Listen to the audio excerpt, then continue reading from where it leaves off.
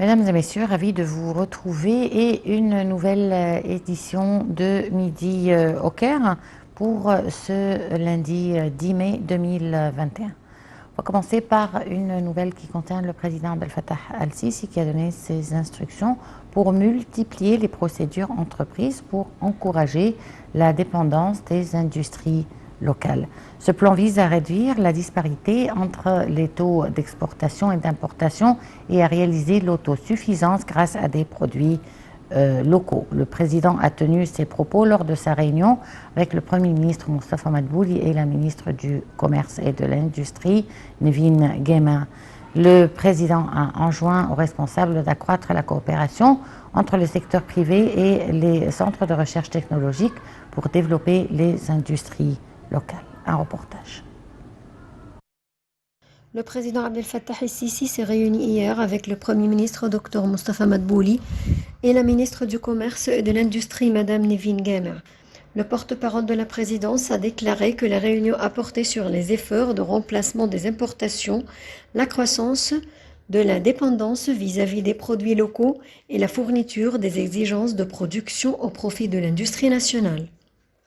De sa part, le président el-Sisi a dirigé que les mesures prises pour l'encouragement de la dépendance à l'égard de l'industrie nationale afin de combler le fossé entre les exportations et les importations, en plus de parvenir à l'autosuffisance en produits locaux, tout en préparant à cet égard un inventaire complet des produits de base sur lesquels on peut compter pour être fabriqués localement et la promotion de l'investissement industriel en participation avec l'expertise distinguée du secteur privé travaillant en Égypte, ainsi que le recours à l'expertise des centres de recherche technologique pour augmenter l'efficacité de la fabrication locale.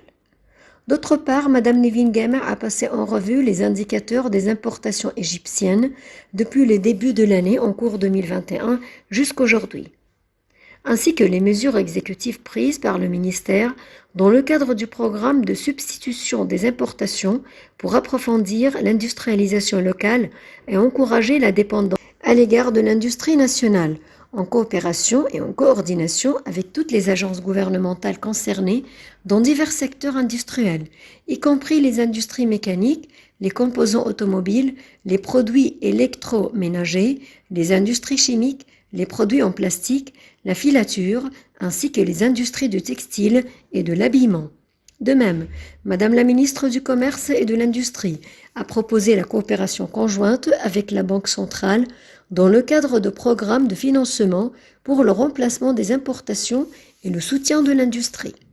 En plus des efforts du ministère pour renforcer la coopération conjointe avec certains donateurs internationaux afin de contribuer au transfert de technologies de production et soutenir un certain nombre de secteurs industriels liés à la réalisation des objectifs de développement durable, y compris l'Organisation des Nations Unies pour le développement industriel et l'Agence allemande pour la coopération internationale, étant une coopération conjointe visant à développer les villes industrielles intégrées et améliorer les processus de fabrication de produits nationaux capables de concurrencer les marchés internationaux. Et au cours d'une autre réunion avec le ministre de l'Électricité, Dr Mohamed Sheker, le président Abdel Fattah el-Sisi a instruit d'achever dans les plus brefs délais les projets d'adduction en électricité dans la péninsule du Sinaï. Le porte-parole de la présidence a déclaré que la réunion a porté sur le suivi des projets nationaux du ministère de l'Électricité au niveau de la République. Dr Sheker a passé en revue les étapes prises par son ministère pour développer les réseaux d'électricité dans les agglomérations au Sinaï et les moyens de les lier au réseau unifié au niveau de la République.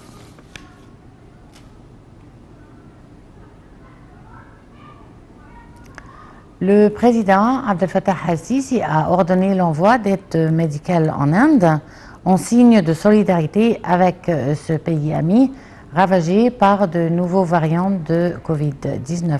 3 avions militaires de fret ont décollé de la base aérienne à l'est du Caire à destination de l'Inde, transportant de grandes quantités d'aide médicale envoyées par le ministère de la Santé pour aider le pays à faire face au taux de contamination très élevé et à enrayer la propagation du virus mortel.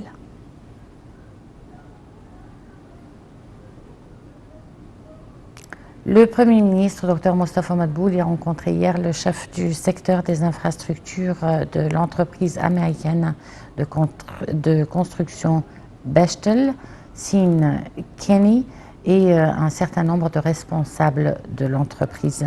Dr Madbouli a déclaré au cours de la rencontre que la visite de la délégation de la société en Égypte reflétait la volonté des deux parties de développer des relations historiques égypto-américaines dans les domaines et des horizons de coopération plus larges. Plus de détails dans ce commentaire. Le Premier ministre Dr Mostafa Madbouli a rencontré hier le chef du secteur des infrastructures de l'entreprise américaine de construction Bechtel, Sean Kenny, et un certain nombre de responsables de l'entreprise. La réunion a été suivie par le ministre du Logement, Dr Assam Al-Ghazzar, le ministre des Transports, l'ingénieur Kamel El-Wazir, et l'ambassadeur des États-Unis au Caire, Jonathan Cohen. Dr Madbouli a commencé la réunion en souhaitant la bienvenue à la délégation de la société Bechtel, notant que la visite de la délégation de la société en Égypte reflète la volonté des deux parties de développer les relations historiques égypto-américaines dans des domaines et des horizons de coopération plus larges, notant que de nombreux projets ont été mis en œuvre ou sont toujours en cours de réalisation en coopération avec des entreprises américaines, en particulier le projet de complexe pétrochimique qui est en cours de mise en œuvre à Ain el-Soukhna, notant qu'il suit avec intérêt les développements dans la mise en œuvre de cet énorme projet.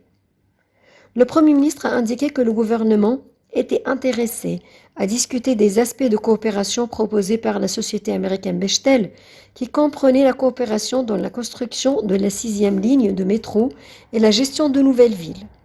De son côté, le responsable du secteur des infrastructures de la société américaine Bechtel pour la construction, Sean Kenny, a exprimé sa joie d'être en Égypte lors de sa première visite pour ce pays pivot, exprimant son enthousiasme à travailler avec la partie égyptienne. Sur les grands projets en cours de mise en œuvre, notamment la 6e ligne du métro, soulignons qu'il s'agirait d'un point de départ pour élargir les cadres de coopération avec son entreprise afin de mettre en œuvre d'autres projets au cours de la période à venir. Il a également exprimé son enthousiasme pour la coopération dans le domaine de la gestion de nouvelles villes.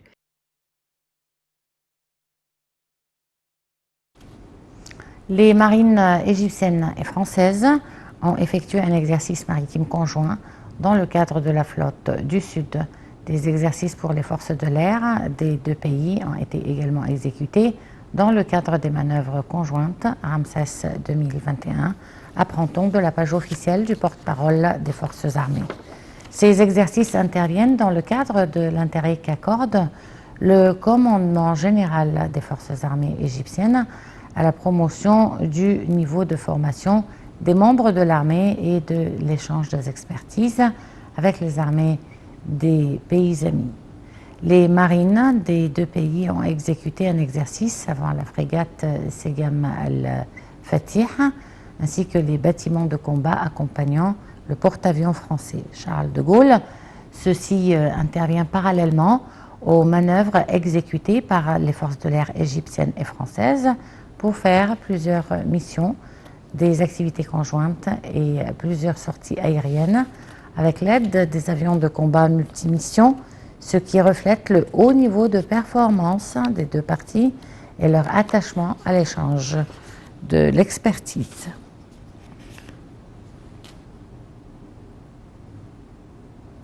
La ministre de la Santé et de la Population, Dr Hala Zeid, a déclaré dimanche que l'Égypte commencerait au mois de juin à produire localement le vaccin chinois contre le Covid-19 développé par Sinovac. Lors d'une conférence de presse donnée au Caire, la ministre a affirmé que les 2 premiers millions de doses seraient produites en juin dans les usines de la compagnie égyptienne pour les produits biologiques et les vaccins Vaxera. Nous recevrons une première cargaison de matières premières nécessaires à la fabrication du vaccin le 18 mai, a précisé Mme Zeid devant les journalistes, ajoutant que 40 millions de doses seraient produites la première année. Madame Zaïd a noté que 2 accords avaient été signés entre Sinovac et Vaxera en avril. Le premier a permis à la partie égyptienne d'obtenir l'expertise et l'assistance technique nécessaires pour produire le vaccin. Le second accorde à Vaxera l'autorisation de fabriquer et de conditionner le vaccin dans ses usines. Rappelons que début mars, l'Égypte, qui est le pays le plus peuplé du monde arabe, a commencé à vacciner les personnes âgées et les patients atteints de maladies chroniques contre le coronavirus. À ce jour, l'Égypte a signalé un total de 236 272 cas de Covid-19, dont 13 845 décès et 176 363 guérisons.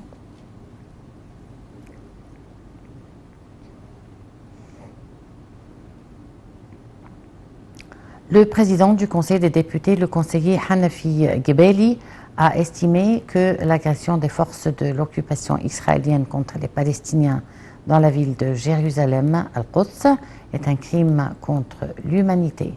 Lors de son allocution devant la séance générale du Conseil des députés, M. Gebeli a exigé une réaction immédiate de la part de la communauté internationale pour stopper les violations des droits des Palestiniens et l'escalade de l'agression à Jérusalem et dans les territoires occupés. Il a assuré que la cause palestinienne concerne tous les pays arabes, soulignant qu'il n'existera jamais un État palestinien sans El-Quds ou Jérusalem.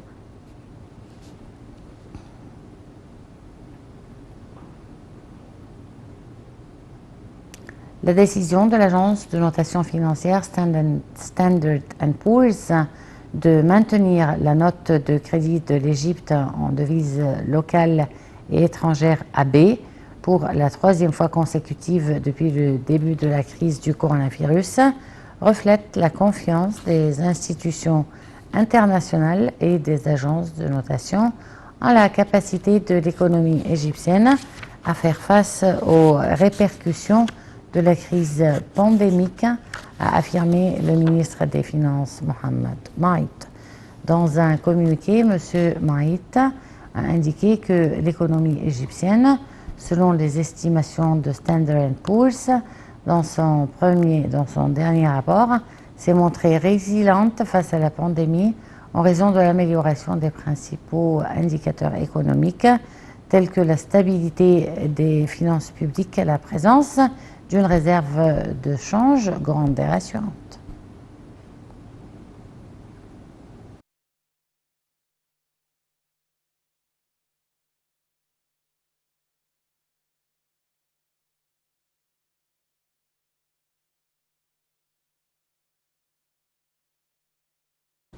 Et pour parler plus en détail de cela, nous avons en ligne Dr Passante Fahmy, économiste. Bonjour docteur. Bonjour madame. Alors dites-nous le fait de maintenir la note de l'Égypte AB par Standard & Poor's, qu'est-ce que cela signifie? Tout d'abord, c'est une note très importante parce que c'est répété 3 fois, c'est-à-dire dans les rapports précédents. C'est la 3e fois que la note est maintenue telle qu'elle est. C'est une note positive, non seulement pour tout ce qui s'est passé dans les mois passés ou les années passées, mais aussi la vision vers le futur. C'est une vision positive. Ça aussi, c'est le résultat, je ne veux pas dire d'un très grand travail qui a été fait, et ça continue. Le travail a commencé avec un plan très sophistiqué, très bien préparé, et aussi l'application a été d'une façon, comme on appelle, exceptionnelle. Parce que dans le temps, on ne trouvait pas que tous les membres du gouvernement, quand vous voyez, travaillent 24 heures sur 24 heures. Monsieur le Président suit tout ce qui se passe minute par minute. Et le Parlement, l'Égypte tout entière est en train d'être reconstruite, mais d'une façon professionnelle, je répète. Parce que le plan qui a été mis, c'est un plan très professionnel sur tous les domaines. On a commencé la première phase qui parlait des lois, de beaucoup de projets, mais maintenant on est dans une phase aussi très importante qui est la phase structurale. Alors oui, tout le monde voit ça et toutes les institutions mondiales respectent ce qui s'est passé et ce qui va être continué dans le futur parce que c'est pas fini. Nous avons un grand travail à faire, surtout sur le côté du, comment on appelle, de la façon de diriger les institutions gouvernementales et économiques. Et ça, c'est la seconde phase, c'est la phase structurelle. Alors oui, c'est un rapport très important parce que je répète, c'est la troisième fois que la note est maintenue positive et surtout vision positive vers le futur. Ça va encourager, bien sûr, les investissements, non seulement les investissements du monde entier, mais aussi les investissements des Égyptiens. C'est-à-dire que nous devons commencer à appliquer la loi, la coopération entre le secteur privé, public et le gouvernement, Public-Private Partnership. La loi est là, mais ça doit être, on va commencer à l'appliquer. Et moi, j'ai entendu ce matin que Monsieur le Président encourage ce genre de projet, c'est-à-dire la participation entre le secteur privé égyptien et multinational. Pourquoi multinational? Parce qu'ils ont la technologie et ils ont aussi les marchés. Nous avons beaucoup de ressources en Égypte. Nous avons le know-how qu'on appelle de connaître notre marché. Mais la coopération entre les grandes forces multinationales et les entrepreneurs égyptiens est très importante. Nous avons besoin de modifier quelques lois à cause de ce qui s'est passé au monde entier à cause de Corona. Nous avons besoin de modifier quelques lois, surtout les lois de travaux, c'est-à-dire maintenant on peut faire le travail de n'importe où. Alors nous devons développer ou réviser la loi qui contrôle les relations entre les entrepreneurs et les employés. Et d'autres lois d'investissement, mais je suis sûre qu'Inch'Allah le Parlement et le gouvernement seront capables de modifier ces lois pour ne pas perdre du temps. Mais on avance positivement, et je répète, une coopération multinationale, locale et régionale. Le monde n'est pas comme avant. Le monde maintenant, tout le monde a besoin de tout le monde. Vous voyez? Alors ça, c'est une nouvelle façon de diriger l'économie, mais on est prêt. Ça, c'est très important. Docteur Passan Fahmy, on vous remercie beaucoup pour cette intervention. Et on poursuit avec nos nouvelles. L'Américaine Lady Gloria a réalisé son plus grand rêve de visiter les pyramides égyptiennes en présence du ministre du Tourisme et des Antiquités qui est tenu à partager ces moments avec elle et des membres de la coordination des jeunes des partis politiques. Il est à noter que Mme Gloria a choisi de visiter l'Égypte comme son dernier rêve lors de son voyage de traitement du cancer. Le comité de coordination a immédiatement répondu à sa demande et a développé un programme touristique à la hauteur de son grand rêve.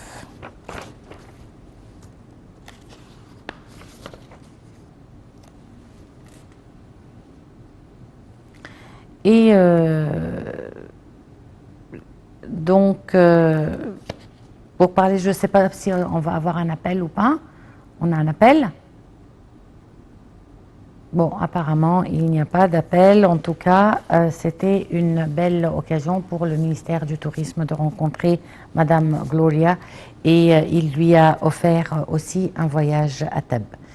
Merci donc, on arrive à la fin de cette édition de Midi au Caire. Merci de l'avoir suivi agréablement avec la suite de nos programmes.